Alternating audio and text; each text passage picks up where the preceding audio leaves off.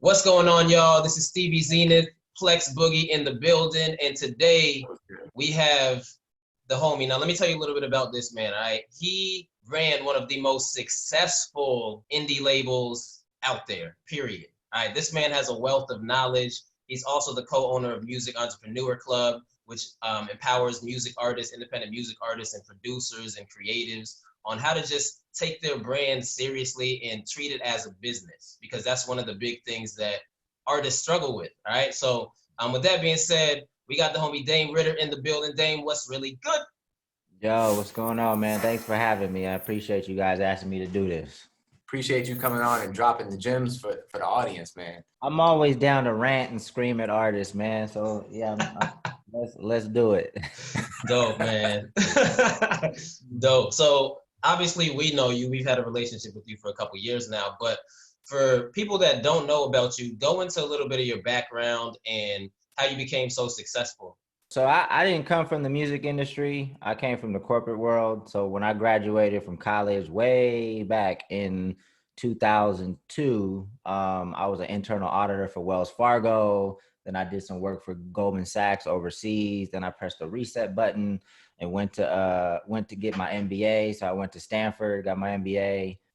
Thought I was going to go into investment management, decided that wasn't the move, and then became a consultant for Deloitte. And then it wasn't until like 2008 when I got laid off from Deloitte that music was presented. And this came in the form of my little brother hitting me at the time I got laid off from Deloitte. It was kind of perfect timing. My brother hit me. He was going to UC Irvine. He was like, "Damn, I'm not really excited about all these majors." He was kind of bouncing around, not taking it too serious. He said he wanted to drop out and do music.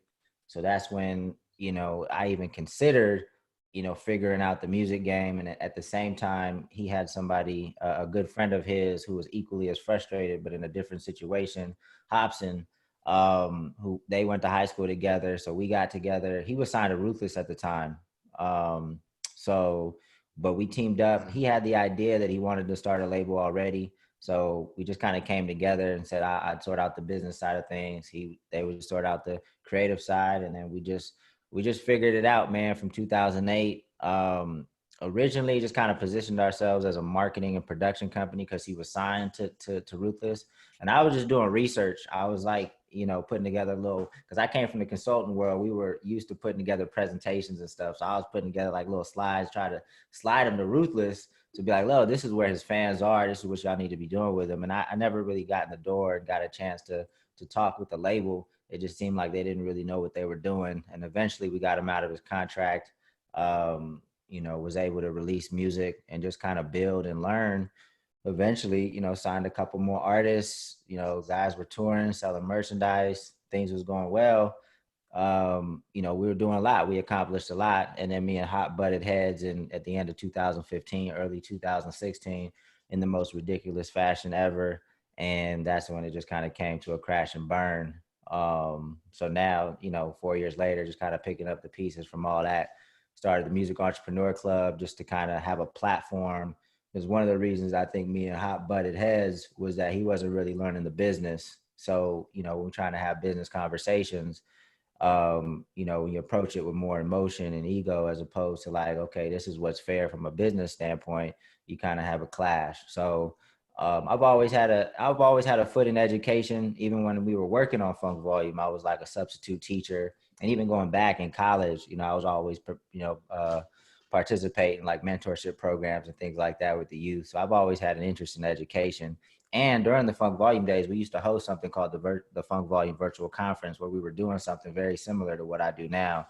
Is just kind of like teaching people what's up. Like as I was learning, we were sharing. Because a lot of artists looked up to us. They knew that we were building things from the ground up, primarily just using Facebook and Ustream and live stream and just all the tools that we had to engage with fans.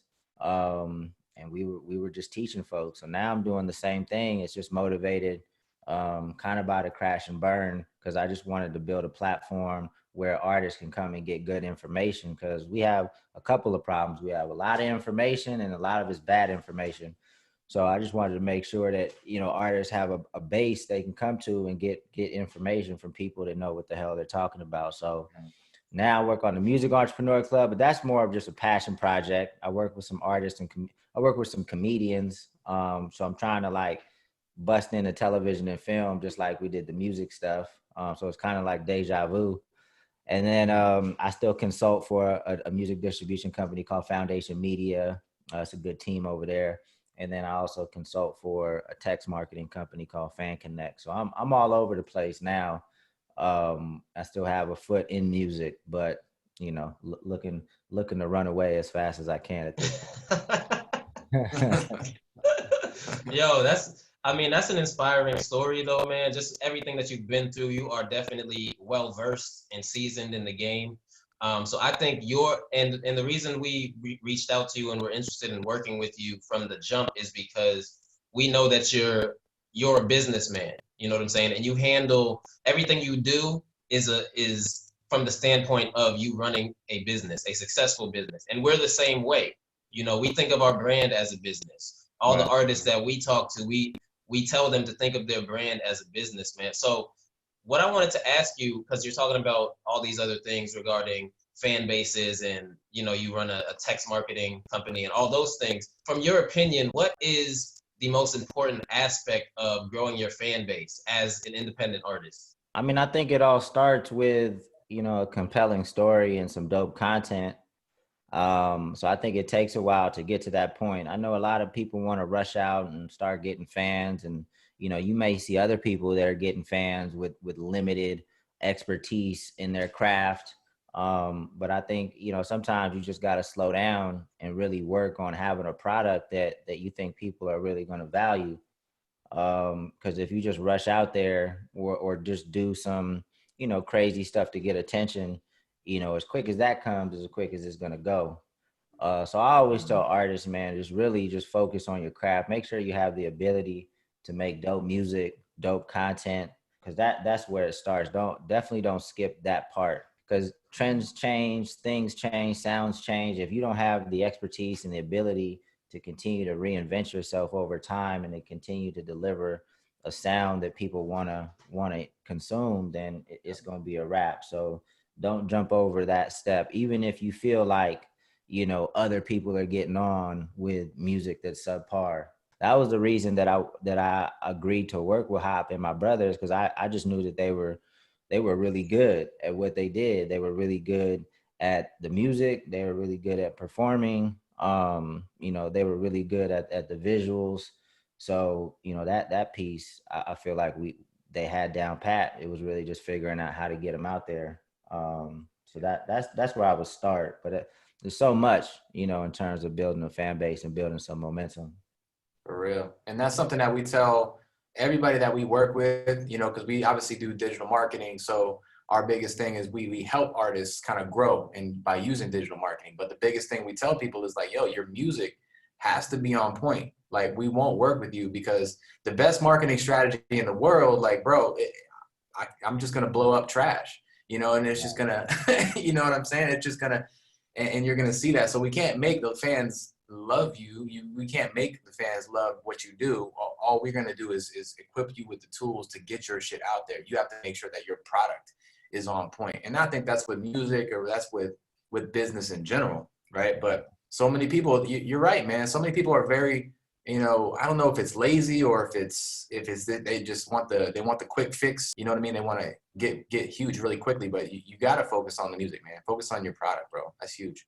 Yeah, it's a long journey. I just tweeted about this the other day, and I was thinking about it this morning, but basically what I said was, like, if you told me today, like, everything that I'd have to go through to make the label successful, would I do it again? Right? Because we didn't really know what we were doing. I didn't know what I was getting myself into. It was kind of just head down work and just like crash through walls, but we really didn't know what we were getting into. And I don't know, it would be hard for me to say yes, like knowing what we had to go through to get to where we were.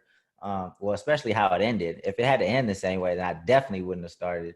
But it's a lot of work. It's a lot of work. And I really don't know if people understand, because it's not something that typically happens right away. We actually had fairly quick success relative to like other labels. I mean, you think you started in 2008, didn't make money for well, because we couldn't, like Hop was still in his deal. So we weren't selling music. We were really just trying to get our brand out there, trying to get some momentum on social media. We didn't really like start making money until like 2010, 2011. And that compared to other people's stories, like that's pretty quick. Some people don't make money at all. Shit. Oh, most people don't make money. That's why I respect anybody that's profitable in music. I don't care if you've made millions of dollars or hundreds of dollars. If you're profitable Dame's story in music, about how he came up was really something. important too. I want to touch on that because Dame didn't have a background in music. His background was in business, working with, banks and all this kind of stuff. So the fact that he was able to come in and have success in the music industry with nothing but business background, that really speaks volumes about how important the business side is inside of the music, right? If you can come outside from not even from a music standpoint and have success in the music industry, then obviously the business side is so important, and so many artists don't even think about the business side at all. Like, I mean, it's crucial. I mean, if you want to monetize anything, you need to understand how the business works, and you need to have some structure, for your foundation. It's super crucial, and a lot of artists don't understand that. They don't want to get involved with the business side of things, but it seems like with our presence and a lot of other people talking about it, like hopefully we've gotten over that hurdle and people realize that they need to understand the business. Now it's like, okay, now what exactly do I need to understand? How do I do it? How do I get things set up? Start building the right way. Because it's a process. It's not like you're gonna run your numbers up in a week. And a lot of the artists that we talk to that hit us up on the digital marketing end, they hit us up like, yo, I'm trying to run it up to 10,000 followers like quick. How can you help me? But it's like talking to them, you get to realize that there's this false perception out there that makes independent artists feel like they have to have all these followers just to make money, when the majority of the services out there are using fake bots and things that are going to be detrimental to your account.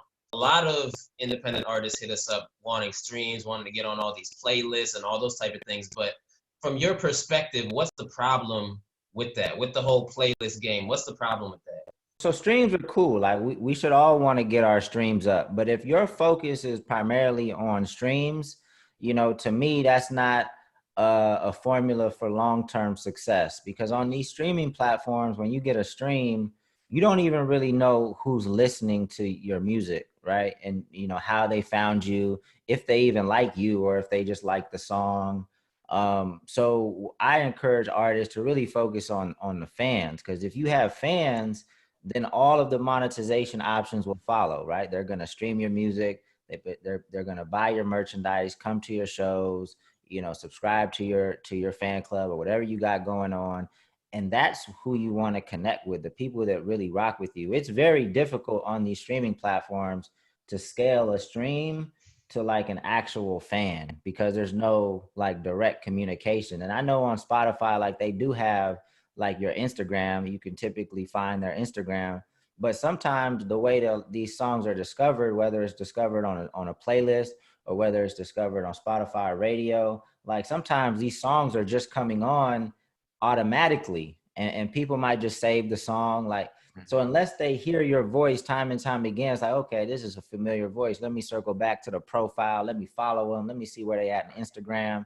Like some people are going to do that, but not the majority, right? So there's all this hoopla for playlists, to try to get your streams up, but it's hard to build a fan base that way. I'm not saying you shouldn't focus on streams. You should definitely want to get your streams up for sure, but just don't dedicate all of your time to trying to get streams as opposed to trying to build fans, communicate with fans, and get them to become super fans of what you're doing. And playlists in general, I feel like is kind of like overblown. The successful artists that I know like have a cult following or like a strong fan base that's constantly streaming their music.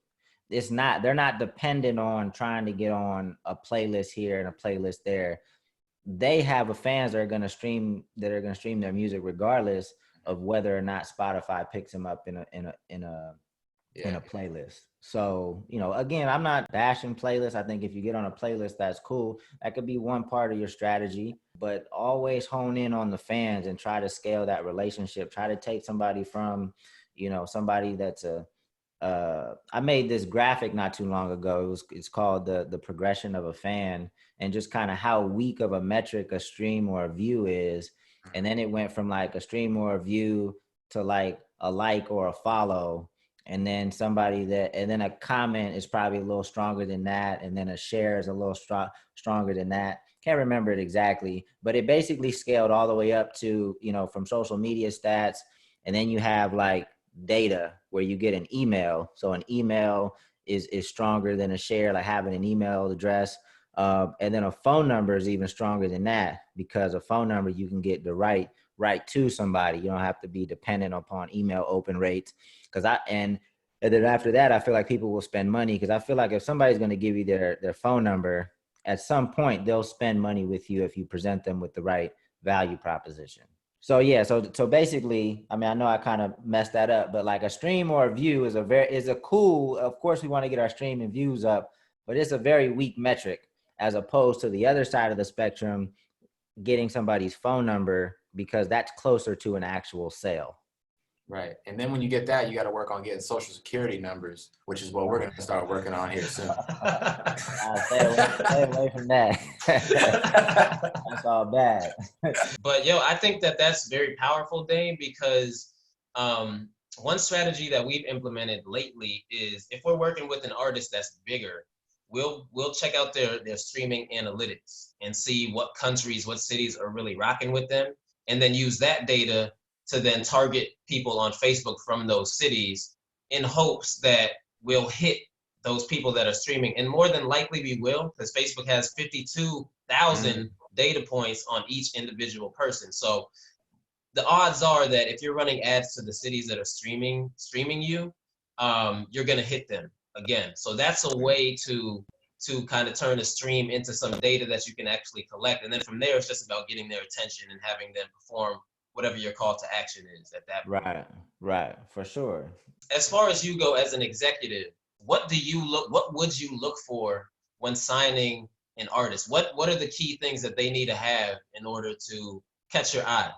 So when I was running the label, it was a lot of things, and it took a while to like eventually like sign somebody, because as an independent label, you can't really miss. You feel like you have to hit a home run with every artist, because we don't have the time or the additional resources to put forth to somebody that doesn't work out. So I would follow an artist for a while and just see how they moved, right? Because I felt like if there was no movement without us, what makes me think that they can move like with us, because we're doing a lot of the same things. It's just on another level. It's a little bit more organized, so I'm watching how they engage people on social media.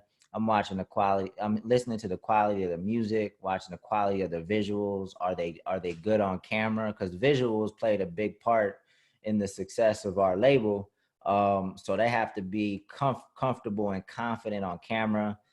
Touring was a big part of what we did, so they had to be comfortable on stage.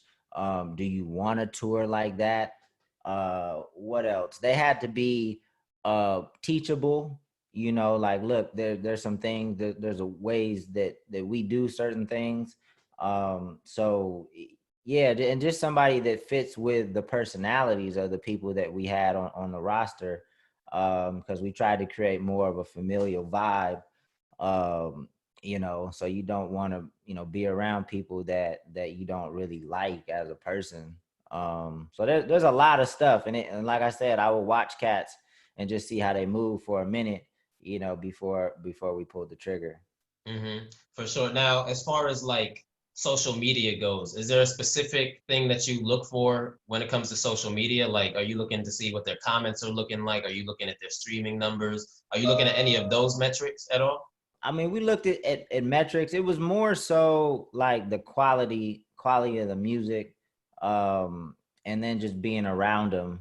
because I felt like we could get numbers up. That's the main advantage that independents have over majors is like we were a brand. Like there were fans of Funk Volume. So if we sign somebody, we might not be able to give you the biggest check in the world, but we can put you in, we can place you in front of people that trust us to put dope artists out. So as soon as we put you out, you're gonna get a lot of attention, and it's up to you to make those people love you. So you got like instant momentum rocking with us, as opposed to a label, unless you're coming up under a bigger artist that can put you on their platform. There's no fans of Sony, there's no fans of Interscope. So there's no trust built there. There's no relationship, with those labels, and that's a huge advantage that I think more independent labels need to take advantage of. I wish shit was like that now, because I feel like all the executives right now, they're just looking for them numbers. They're just looking for the numbers, and then if you're dope, then they'll sign you, so they don't have to put in all that additional work here at these major record labels. So whereas what you're saying is the way that you ran your label is like, you're not necessarily worried about them having a huge following because you have this machine that has raving fans already. And I've seen evidence of that with you signing Jaren as well as Kato. They were bubbling, but once they hit Funk Volume, shit went crazy. So like I looked at Jaren's, his most popular video even before we started working with him was a song called Schizo, and it was doing well. Like it was doing well. It caught our attention. But the day that we announced that he was joining Funk Volume, you could see like a few months after that, or like a year after that, it was like a hockey stick on the graph of his views on that video. It just went boom. Like, so yeah, we just to me that's more valuable than giving an artist a check. Like, we gave them an instant fan base to be able to monetize, and both Dizzy and Jaren, they weren't full-time artists prior to working with Funk Volume, but within the first year they became full-time artists, and that's what I was proud about. I don't know if it's something that like nobody's ever heard of, but we had a lot of different revenue streams, right? Like we sold merch, we sold our music, we had downloads and streams. We had touring, we would have sponsorship deals with certain companies at times. The publishing side, brings in money. The guys did features, so they would sometimes get paid to do features. YouTube revenue is there. If you decide to do like a fan club or like a subscription thing, I was in the process of coming up with an idea to have like a subscription, a subscription option for our fans. We never got to launch it. And then I was also wanted to get into doing like, come up with like some television and film shows that we could pitch. But it all just starts with a brand and fans. If you got fans, it's gonna open up opportunities for you. And that's why that's what I said, like we focus really on build. We spent so much time online in the early days. Well, actually throughout the whole life of the company, but like a lot early days, responding to every message, responding to every comment, trying to come up with ways to turn our fans into like helpers, right? So we had like internet street teams. So I would have like a Facebook group for every city. So it would be like Funk Volume Los Angeles, Funk Volume Denver, and we have like a street team leader that headed up each one of those groups. When we sold CDs, we would let our fans buy CDs for $2 a piece and let them sell them for whatever they want. You had to buy at least 25 CDs, but if you bought 25 CDs at $50, you can sell them for $5. You can sell them for $10. You can sell them for whatever you want and keep the profit. And, a lot of fans made money from us. We made $1. Yeah, we made $1 on every CD, but it wasn't about that. It was just about getting the word out. So I don't think artists need more ways to make money. You just need fans, and you need to just have a brand that people really rock with, and then, because running a label is already like 5 or 6 businesses in one, right? Like we sell merchandise. So that could be that's a clothing line. That's its own business, right? Touring can be its own business. Publishing can be its own business. Like it's several businesses within one. So you don't need more ways. You just need to figure out how to get your brand popping. And then we also sold beats too. So we sold beats on our website. And then with some of our producers out, because a lot of times people would come to our site and they would want a funk volume beat. So like all the producers would make beats, put them on our website, and we would just split that revenue 50-50 with the producers. But and I've actually pitched this idea to producers, and I don't know if anybody has taken me up on it, but it's like, you should maybe go to a brand. Let's just say World Star. And I know, and I say World Star because I know they were interested in selling beats at one point. You know, I could easily see them have like a beat portal, you know, and have just producers submit beats. And then because they have the audience and the platform, you know, I'm sure they would sell and beats is great because, you know, artists need beats at a lower price. There's no fulfillment response. It's all digital. So, you know, we would probably get another 4 or 5 grand a month not doing anything, you know, that. So there are definitely ways once you have a brand and a platform to be able to leverage that to make money. But we probably had, you know, 10, 11 different revenue streams. But nothing was like, oh, wow, I didn't know you could do that. As an independent label or artist, no single revenue stream is probably going to be like super crazy, but you do just have to know like what revenue streams are out there and make sure you're collecting everything, you know? So you might not have like $1 million revenue stream, but you got 1,000 over here and 50 over here and 2,000 over here. And you just got to make sure that you're organized enough to collect everything that's owed to you once you get those revenue streams popping. It always comes back to the same exact thing, right? Knowing the business, building your brand, building your fan base. When you can do that, there literally are like, and you just kind of opened my mind to that. There are like 10 or 11 income streams as artists that you can take advantage of, but you can't take advantage of any of that if A, your music sucks, and 2, you ain't got a fan base to sell anything to. Artists need to understand that, like, you know, there's so many different ways to set up your business these days. Every artist could have a different revenue mix. Like, I know artists where their main source of income is merch because their merch line is so dope, and people even outside of their music fan base really rock with their merch. So that's kind of leads the charge. And then I know other artists where streaming is their primary source of income, and, you know, merch is a little less so. And then I know other artists that where touring makes up a majority of their revenue. So it really just depends on how your business is set up and what your strong suits are, of what your revenue mix is going to look like. So you can't just compare, you know, how somebody else is set up versus how you're set up, and just be mindful of that and have that play into how you shift your efforts to certain things that you're doing. But I think it's so dope these days that artists have the ability to find success in so many different ways, to be able to make a living doing what they love. You know, but one person's business is completely different from another artist. I know another artist who makes most of their money through sync placements, getting in television and film. So they're creating music, you know, that they think would be perfectly placed in television and film, you know, so that they're set up that way. So it's dope, man. You really just have to be knowledgeable, and then just attack your lane.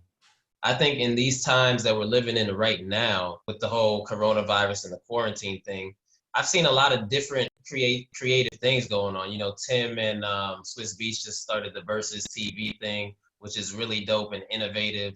And I've seen streaming kind of take the forefront online right now because everyone is online. No, everyone wants to consume. We're in a day and age where people like to consume. So as far as the streaming goes, have you seen anything that's been pretty dope as far as streaming goes? Because one thing that we're preaching to our students right now is to throw some live streaming events. You know, throw some live streaming events where you're actually like performing for your fans, because I feel like that is the wave of the future, live streaming. Even if you can't make it to the show, the show is streamed live and you still get that same experience. So what are your thoughts on that? Have you seen anything in the game that's kind of piqued your interest? I think cats should have been streaming. You know, we had a tour in 2012 where I was trying to live stream like the final show in LA, and just having hella technical difficulties. I think we were trying to use Ustream or something like that. But now everybody's on there, and I think you should have a live streaming component to what you do.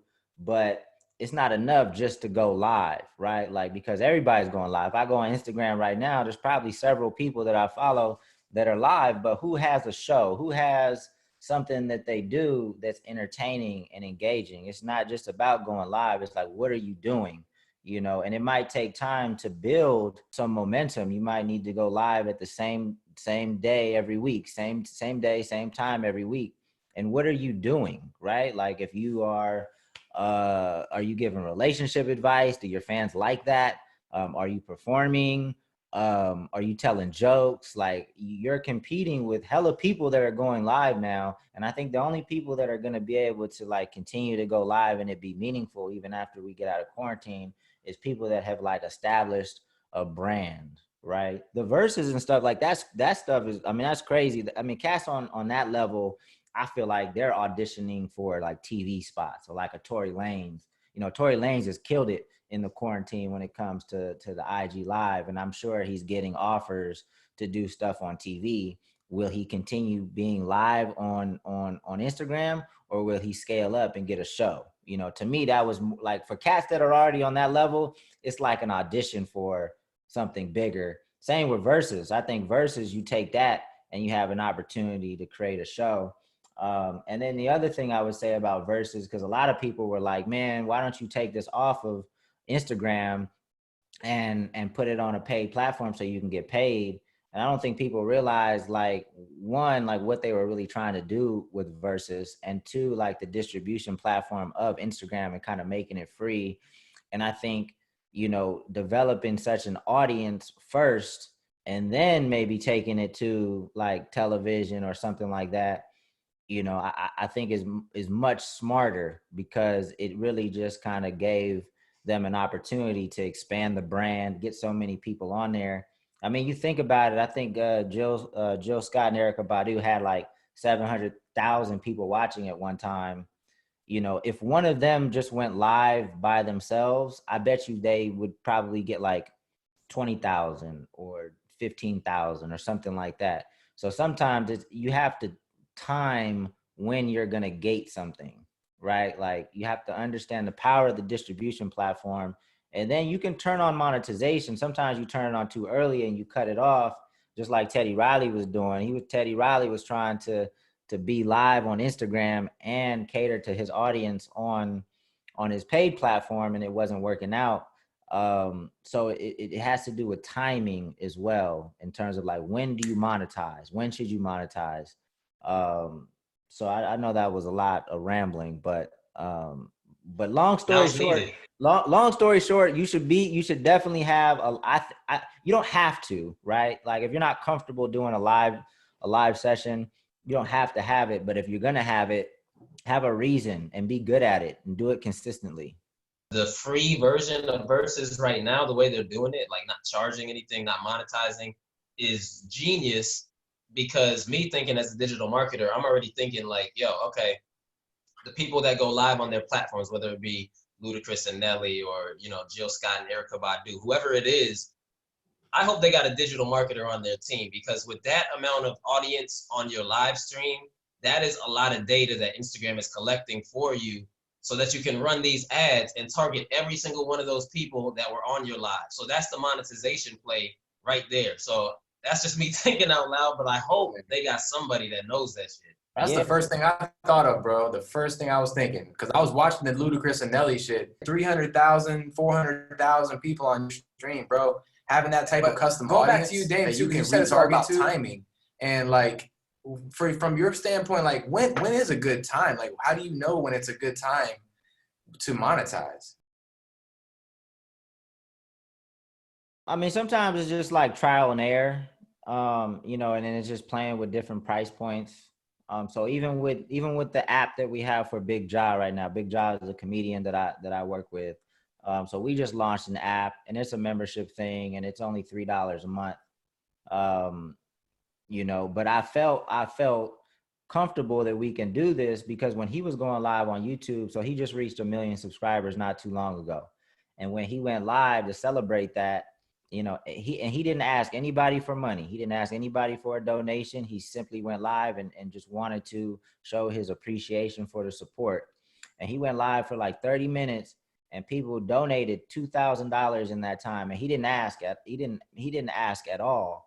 So I felt like, and his merch sells well. I know people come out of pocket to support him because I know his merch sells well. The tour they did last year pretty much sold out every date. So I know people will spend money with him, and I felt like, especially it being such a low price point at $3 a month, I felt like we can start the app and it didn't have to be free, because the app serves two purposes. It's like, well, more than two, but we want to diversify his revenue stream because, like, Facebook and YouTube, they pay well, but we don't ever know like what could happen with these platforms, right? So we wanted another platform where we can have another revenue stream, but it's also like, there's no algorithms on his own app. Like if he posts something, everybody that has the app or everybody that logs in is going to see it. So it's another direct line of communication, to sell his merch, to keep people posted on what he's got going on. So yeah, but in terms of timing, sometimes it's just trial and error. So we used to run a contest called the Don't Fuck Up Our Beats contest, and we did it like, 7 years in a row. The first one that we did, I don't think we charged anybody to participate, but then it got bigger, and but at that time, nobody really know who we were. But as we got bigger, the platform got bigger, it became more valuable for people to just participate in the beat on that platform. So we feel like, okay, we can start charging for the beats, and it worked. So, sometimes it's just trial and error. And if your fans are paying in one area, if you can create an experience that's valuable and people appreciate, you can typically put a price tag to it. And at that point too, I mean, if you're growing at that point, you kind of have to start charging because the amount of work that goes into it also increases as well. Yeah, no, I mean, shit. And what do you do this? Like, you do this because you want a career. At some point, if you don't got anybody that's gonna pay for anything, then you don't have a career. Like, at some point, you got to flip the switch, and somebody's got to come out of pocket, or you're just gonna be a hobbyist forever. But there's a lot of, you can play with price points, and you can create different experiences, different pieces of merch. There's a lot you can do once people like you. It sounds like you just really got to pay attention, because if you really pay attention to what's happening around you, you can start to kind of pick up. And we noticed this too with our own brands as well. Just subtle hints, and just people will DM you like, hey, how much are your courses, or how much are things, how much is your, if you start picking up on things, you can start to kind of see the trend happening.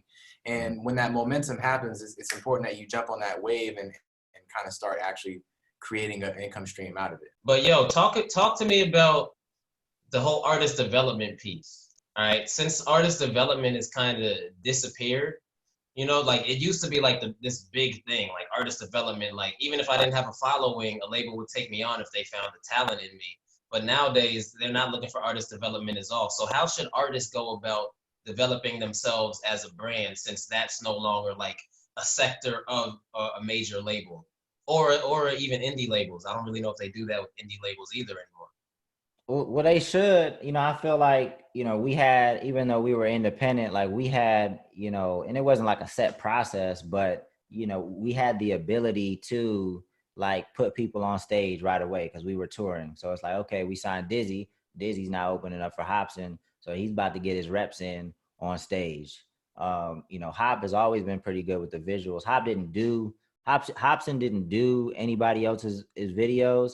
But we had a cool network for quality people to create visuals. So we kind of already tapped in, same thing on the graphic design or beats and stuff like that. So we already have relationships in place to give artists options if they didn't already come in with, prior relationships. There were some producers that Dizzy already worked with that he kept wanting to rock with, same with Jaren. But I definitely think it's important.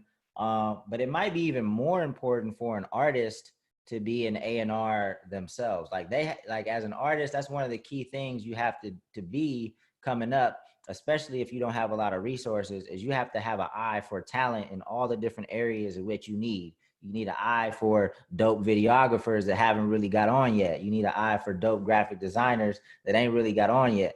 Dope producers that haven't really got on yet, so you could build with these people early. So if you're good at identifying talent that isn't really like on, then you can connect with people and get beats for the low, or to get graphic design stuff on the low. But you got to be able to identify talent early. That needs to be one of your biggest skill sets. At the same time, developing your own skills as well. For all y'all independent artists listening out here, definitely listen to what Dame is saying, man, because this is really important to you being successful. Actually, I'm gonna say this is detrimental. This is the most important thing that you need to be doing, especially if you're just starting out and you have no buzz at all.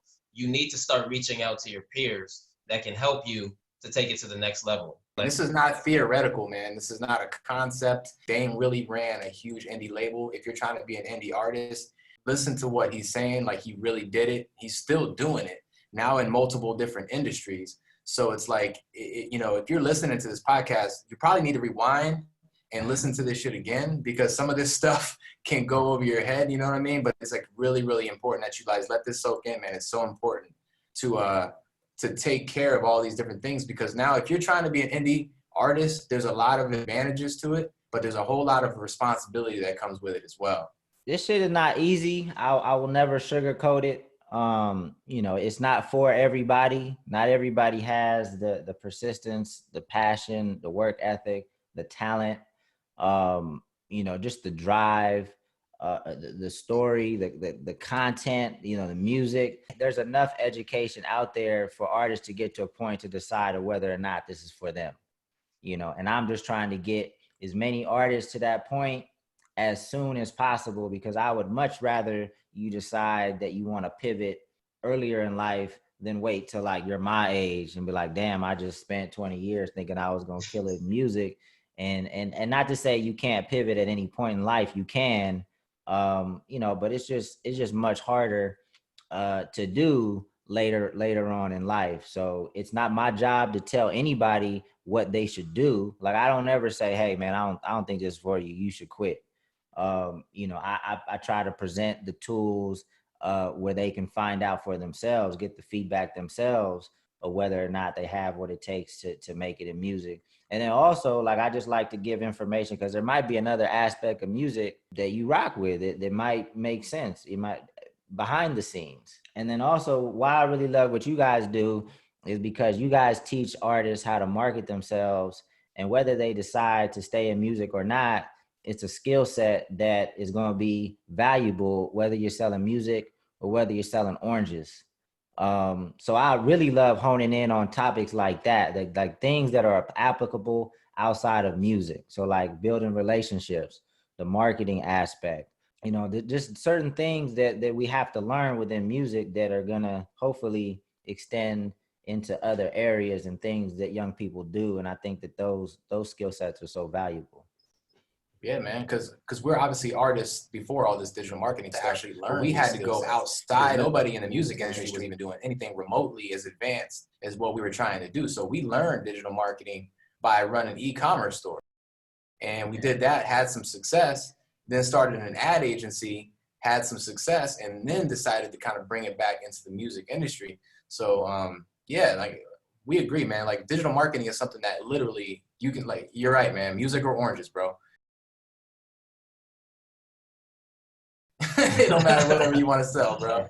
Yeah, I mean, a lot of people look at the music industry and you would assume that we were at the forefront of doing certain things, right? Like, but I always tell artists, you know, most artists don't even have their website set up the right way.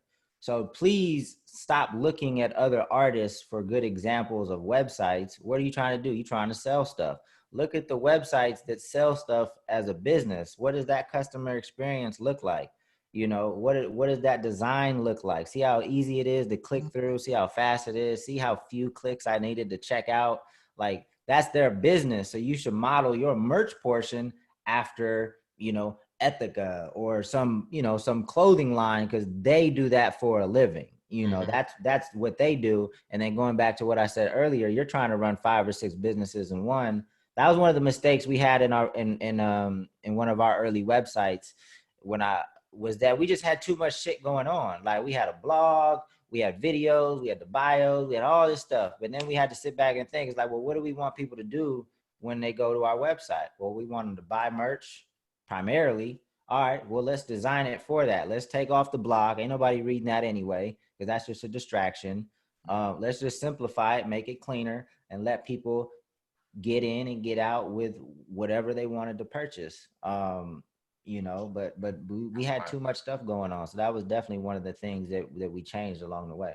The one thing that I'm getting from this interview with you, man, is be a student of the game and do your research. And the things that you're trying to do, like Dame said, if you're trying to have a really dope e-commerce brand that actually sells, look at who's already doing that, whether it be inside of music or not. Look at people who are already doing big numbers so that you can implement what they're doing and do the same thing. Success leaves clues. We always say it here at the RFA podcast, man. But yo, Dame, man, we appreciate you today, dog, for real. Like this is good shit, man. Like this is gonna be a good one when we put it up, man. So we definitely appreciate you taking some time out of your day. I know you're super busy working on a million different things, but thank you so much for taking the time out, man.